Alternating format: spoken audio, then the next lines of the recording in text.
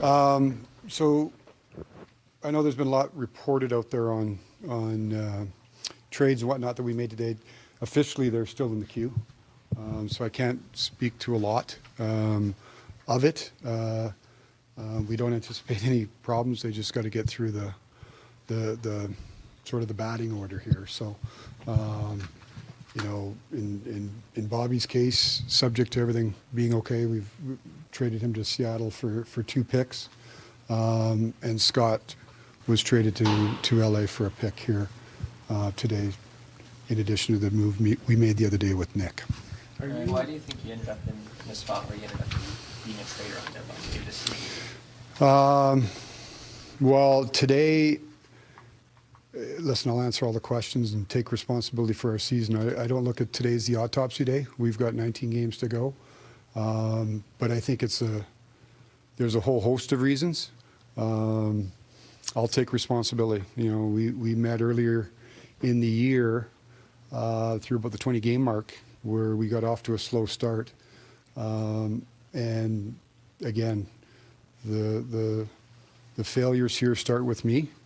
And once we get through the end of the season, you know, there'll be all sorts of evaluation. But to start parsing through it right now, I think, Mark, we've got games to play. But it's, you know, there's a lot. You know, we got off to a poor start. You know, I look from my standpoint, some roster construction issues, lack of consistency, you know, the ability to you know, to maintain any kind of level. You know, there's been a whole bunch of factors, but you know, we'll get to that in due course. Right. How do you evaluate day and maybe just the market today overall? Yeah, it's not just today. I mean, it's leading up today. You know, we made a decision a while ago before the break that, you know, we were going to be as active as we could in terms of trying to recoup some assets. You know, whether that be picks or prospects. This team for a number of years has been adding at this time of the year, and today was a day, and leading up to today was a day to try to regain some assets. And again, I know there's lots of speculation and all sorts of things out there. The market speaks. You know, at the end of the day, we were trying to be as active as we could to obtain and acquire as many young assets as we could, and we were able to do what we were able to do. How do you think an Ekman-Larsson trade didn't materialize? Why didn't an Ekman-Larsson trade didn't materialize? At the end of the day, there was some interest in Oliver to the level that I thought was required. You know, for us to move Oliver, I don't think it was something that we could just, you know, with term left on his contract, we required a return that I thought would be fair, and nobody met that level. How do you explain the Scott Laughton, Brad? Sorry? Get a heavy price for Laughton last Yeah. year. Like, why do you think it turned out this way for Toronto? That's the market. I can't speak I can't speak highly enough about Scott Laughton. You know, not only, you know, his play, but he's as quality human as you're going to find. And yeah, I'll be the first one to say, last year at this time we paid a first and a young player in Grebby for him. This isn't a function of no teams knowing what we communicated with everybody, and ultimately the market dictates, right? And that's where it fell here for Scott today. Just where did you put the balance of helping this team for the future and helping this current group in what they're going to face over the next month or so? Well, we looked at deals that could help us kind of more in the short term, right? But those deals you have to look at, as I said, our roster as it sits today, you know, what we have coming and how those decisions affect both the here and the future of it. And if we had found a deal that we thought made sense at the right price, we would have done it. What was your just mindset coming into today knowing you were looking to add? Well, it's different. Somebody said, how long do you know? Because we had some other things that potentially happened if we had concluded the one that we were working on.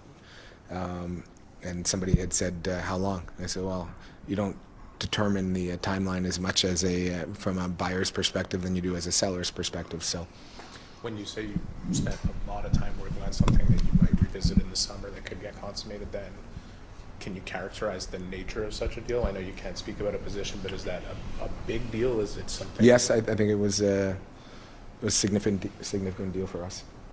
Oh, I think there's probably a good part of our group that's. I felt like I was the principal in a high school or elementary school after a bunch of students screwed up. Every time I walked out, everybody put their head down, and I was not. I don't think anybody was looking to speak to me today. So I feel like one, it's a sign that our players are happy to be here, and that they're happy with the group, and they're not ignorant or what's the word I'm looking for? They're not ignoring the fact that we made significant moves since the end of last season to improve our team with the acquisition of Noah and with Zach Bolduc, and then with Phil Deneau. We just did it earlier, not at the deadline. Ken, with the conversations you had today, whether it was with agents or other potential players, what type of feedback were you getting about the desire to play here in Montreal and what you're building here? What was that response like? I mean, to be honest, there were a lot of people. There were a couple of calls where we were on the no trade list, but it was interesting that the feedback was maybe we had been on from a prior time and that they were willing to waive if a deal came through. So I think there's a recognition around the league that we're heading in the right direction. We understand that we have to keep moving. We got to keep moving the ball forward to get where we want to be.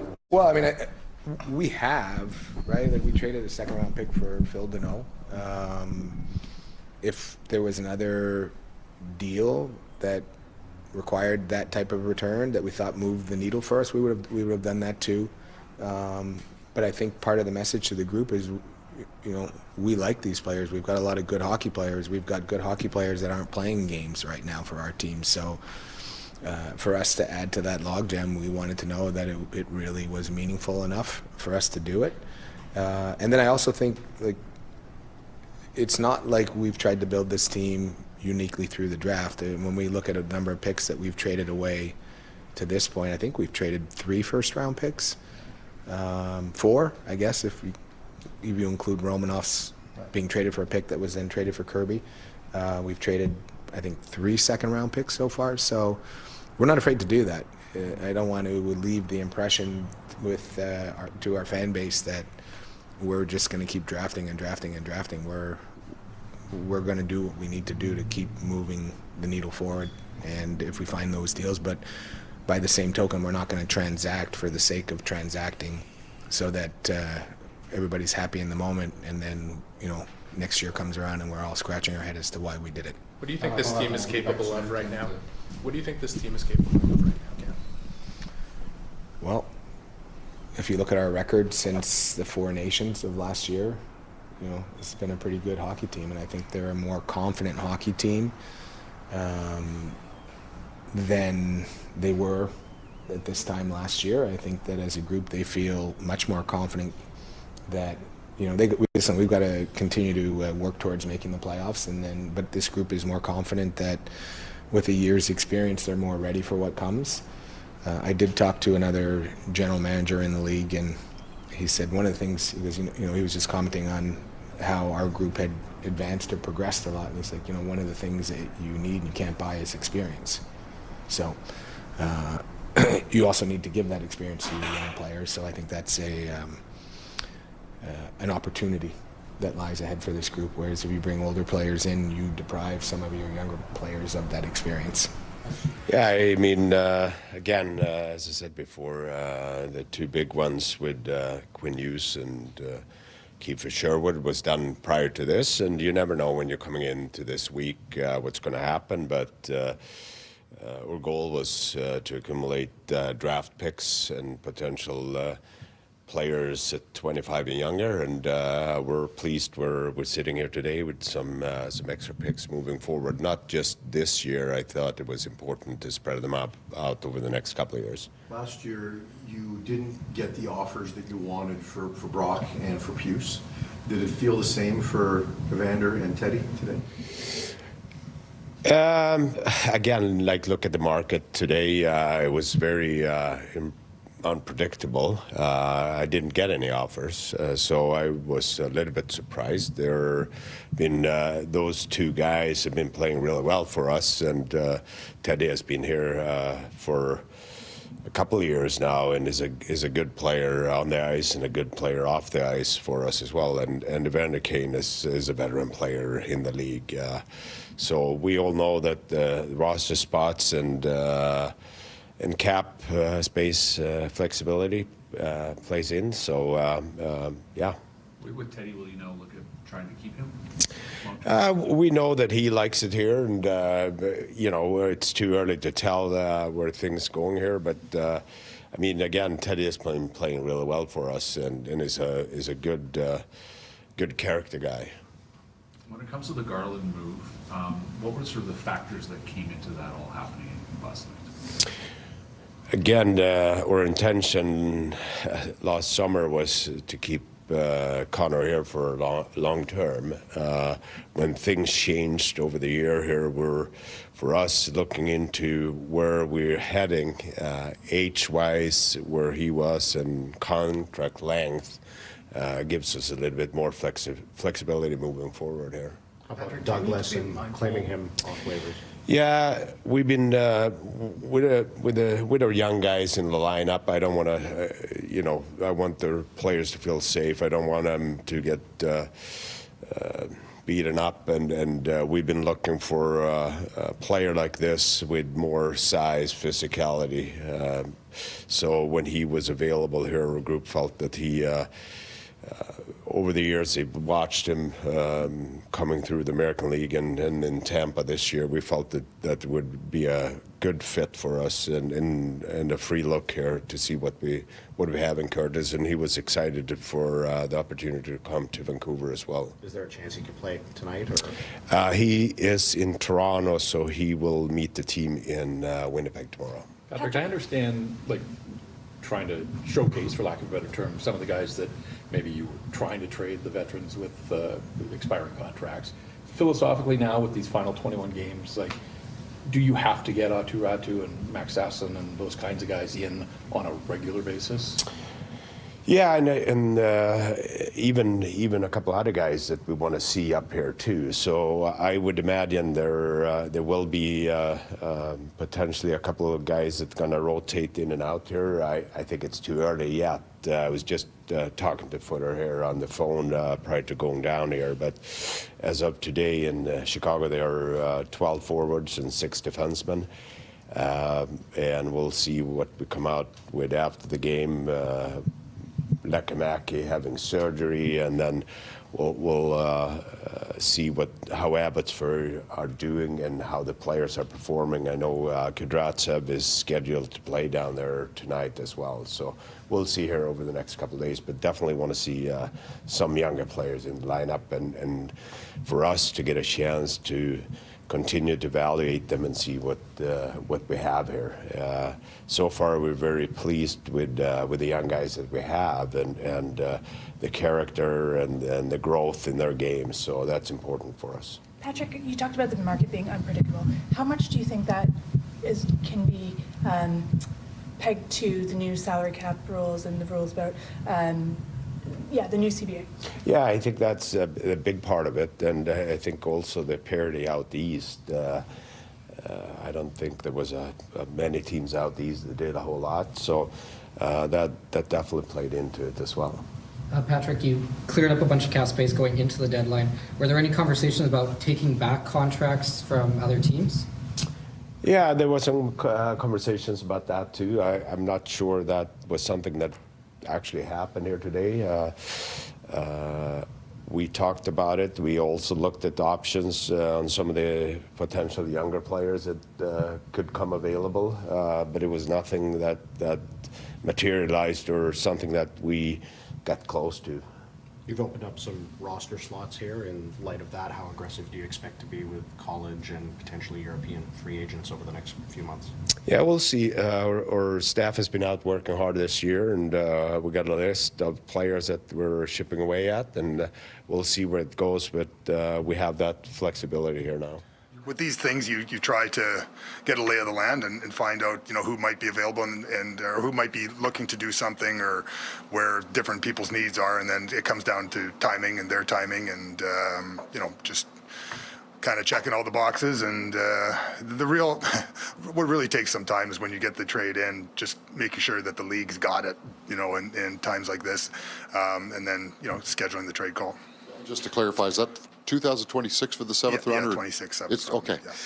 And then with respect to Logan Stanley, Yeah. Was that more a case of the team and the player moving on, or was it more a case of just didn't feel comfortable going into July 1st with what you discussed? Yeah, so, again, the discussions that we have, with the agent and the player, that's, obviously going to remain, private and internal. But, again, I think we thank, Logan for obviously all those years of service with us. And kudos to him for, kind of what he's been able to accomplish, as a player this year. Everyone talks about, I want to do this, I want to do that, and when they get the opportunity, maybe it passes them by and they don't take advantage of it. Logan certainly took advantage of the situation that was in front of him, and he told him that he should be really proud of that. When we talked, I told him I certainly haven't closed any doors, and hope that he hadn't as well. And obviously he's going into a different situation there where they're fighting for something that's real and right in front of them. And I said that wished him good luck in those regards. For us, obviously making some tough decisions is always the critical thing at this time. I think the timeline of something like that, when Buffalo, when things started to go, maybe sands shifted for them in the trade deadline, they contacted me, yesterday, and was very aggressive, right from the beginning. And, Isak Rosen is someone that, we've had a lot of interest in. Obviously part of what you do in pro scouting is, you look at all the teams and you try to project where their lineups, their rosters, where things might become available. Sometimes, teams like those that have drafted high for a long period of time have lots of players that, get blocked a little bit. So we're real excited, to have him. Obviously, a younger player that will come right into our lineup. We've recalled him. He'll remain with the Jets for the remainder of of the season in that regard, and get a real good opportunity to find his levels as a young player and spread his wings. Just interested in when you kind of landed on the idea you were going to be a seller at this deadline, what kind of put you in that position, and what was important for you to try and get back in return? Well, again, I think, you're kind of going down two paths that, for a long period of time here, whether you're going to be a seller or a buyer, or, you might end up retaining, the assets that you are, potentially selling. So, you keep an open mind. You're having lots of different dialogue internally, but lots of dialogue, with the third parties, be it the agents or be it the other teams. It wasn't really crystal clear to me, that we would be moving, on from Logan until the aggressiveness of Buffalo when, things did get started there. It became pretty quick to me that this was going to be a path that we were going to go, because it addressed some things, that, you hope that you can address going into, a situation like this. It addresses an immediate concern, adding to the prospect pipeline, but someone that is kind of closer to playing and trying to be a player that can grow in the National Hockey League. Second round pick, obviously trying to replenish the the cupboard in those regards as well. So you certainly would you like obviously more picks and different things like that, but those things ebb and flow in different trade deadlines. To the point of getting a player that you think is not that far off, or maybe that it could help right away. I know that you still have a strong belief in the core of this team, and regardless of what happens for the rest of the year, a positive outlook for that group going forward. I was wondering if there were looks for you at, like, I know on the outside it looks now you guys were sellers, but were there looks or any potential out there to maybe try and address long-term solutions for this team potentially for next year that you were looking around on? So I guess, that's what we think we did address. Like, we hope we've addressed a long-term solution here with Isaac Rosine coming in. Again, trying to build around this core is what, we've been, trying to do, whether it's through letting your prospects grow and let them, come in. Brad Labbert, I don't know if you guys saw, we're recalling him here right now, so he'll be up and in the lineup. Obviously, you've seen, the progression of Solomonson, over the period of time here. So, those are the things that we're actively doing. We essentially got a second-round pick back in here. We've got obviously some other picks as well.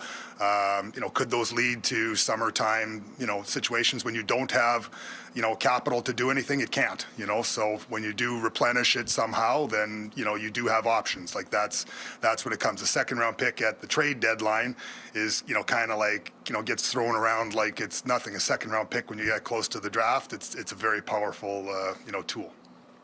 With Rosen, if I recall correctly, he was picked a few spots before Chaz Lucius in 2021. So would this be a situation where you consult your amateur side as well? For sure. You go back, you go back over the reports, within the system.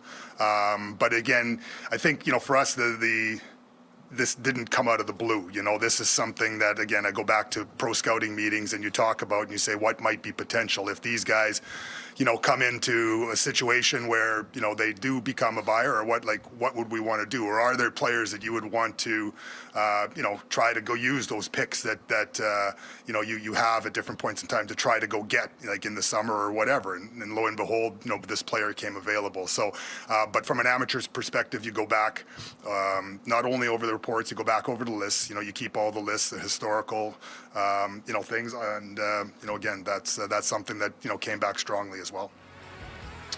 Plenty of conversations. I think we took the approach with this deadline that it was an opportunity, like always, to try and make our team better. So we looked at just about everything. At the end of the day, we feel very good about our team and the direction that it's moving, the way we've been playing more recently in particular.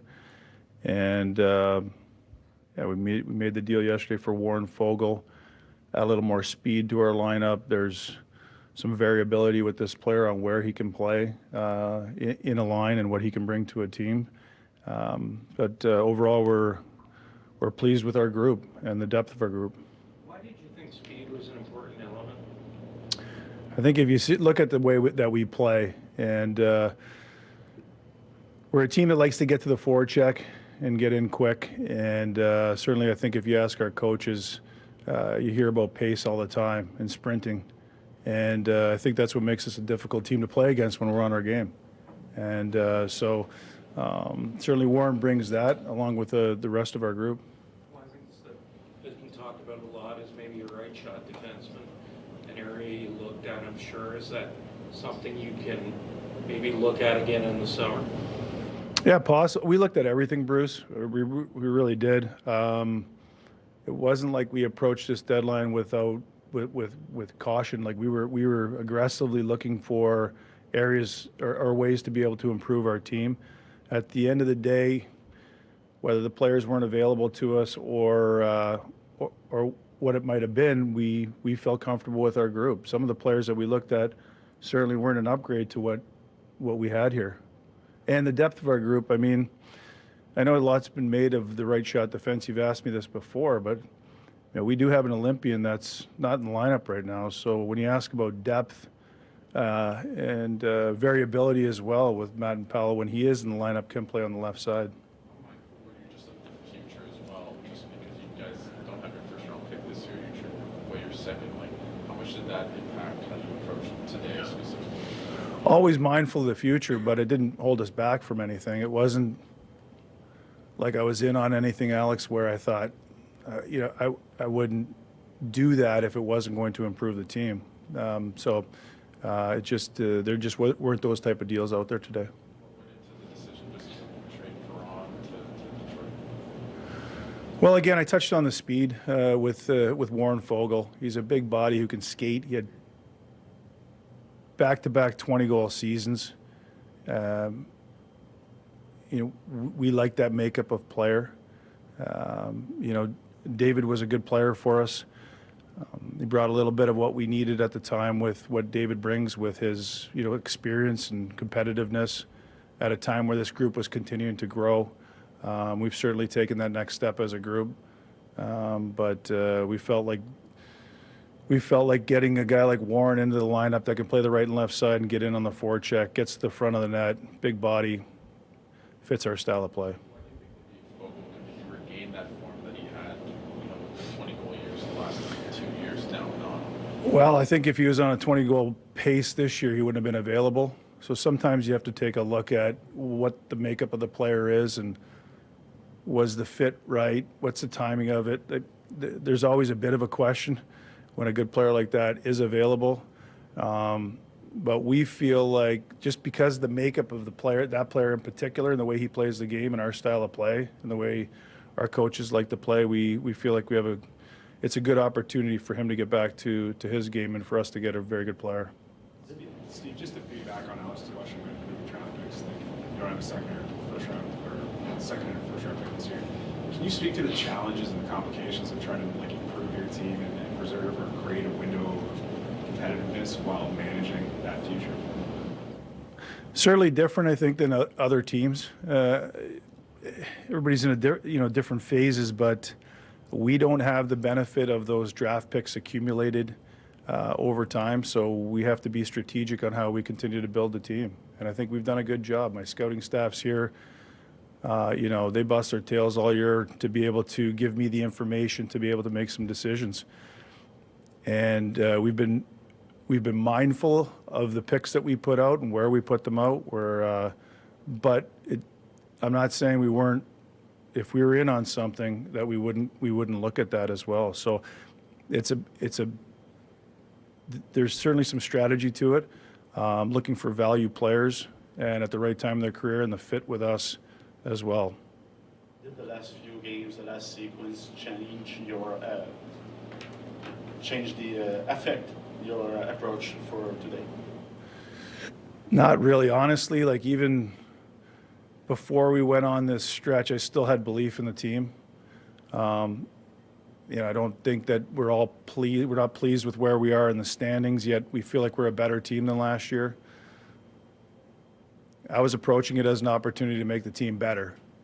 And I think we took a small step there, but certainly I think we have the confidence when we watch our team play, in particular the 10-game stretch that we've been on, going on the break and then coming back and being able to play consistently like that is it's encouraging for this group. With Fogle having another year left on his deal, was that sort of archetype of player a focus for you in this deadline with extra retirement? We like that. We like that we have him next year. If you look at our roster going into next season, this team continues to stay solid and grow. We'll have some decisions to make, but time will tell. On the fit, on not just Fogle, but the group and how they continue to grow and ascend. But I think we can all agree that we're a better team this year than we were last year. And the belief is if we continue to play this way, we're going to give ourselves a good chance to get in. Holiday didn't play last night. Was that why did he play? Was it an injury? Was it trade related? What was the... We really needed a win, so we put Curtis McDermott in. I think we just went off the record with Dermy in the lineup. No, it's coach's decision on the lineup and the roster, but I think the group last night in talking to the coaching staff felt like we talk about everything, like Calgary coming off a loss at home. They're a physical team. They certainly don't cheat you on effort, and they showed in the 60 minutes. We won the game, but full credit to that group because they continue to work. And when you go into games like that, Dermy can be a deterrent, and that was the reason. Steve, obviously stands right this second. You're on the outside of the playoff picture looking in, but to your point about this stretch of game, 9 points in your last 10 games, what are you kind of hearing, or what's kind of just the message about what the guys are going to be doing over the next little stretch to keep this momentum going? I think we've been very consistent with our approach, and it's a process-driven approach. I think there's great confidence within that locker room on how good of a team that we could be. They push each other every day. I mean, they come to work, and I think we're all proud of that.